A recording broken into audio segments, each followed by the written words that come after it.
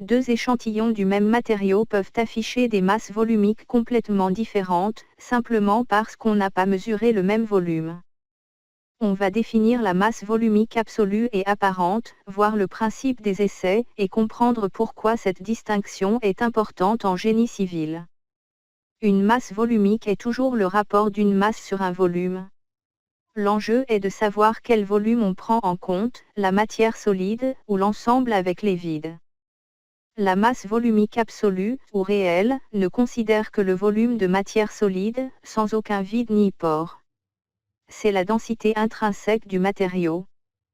On mesure le volume d'eau déplacé par l'échantillon, qui correspond au volume de matière solide sans les vides. On en déduit la masse volumique absolue.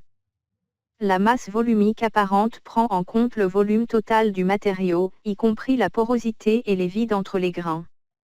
On remplit un récipient normalisé de volume connu, sans tassement excessif, puis on divise la masse du matériau par le volume du récipient, qui inclut tous les vides. La masse volumique apparente est toujours inférieure ou égale à l'absolu, puisqu'elle intègre des vides sans masse. Plus le matériau est poreux, plus l'écart est important. Pour formuler un béton, on utilise la masse volumique apparente pour les volumes, et l'absolu pour la compacité. Pour un sol, cela évalue porosité et campectige. La masse volumique absolue ne considère que le volume solide, mesuré au picnomètre. L'apparente inclut les vides, mesurés avec un récipient normalisé. Dites-moi en commentaire quel sujet vous voulez que je traite ensuite, et abonnez-vous pour suivre la suite de la série.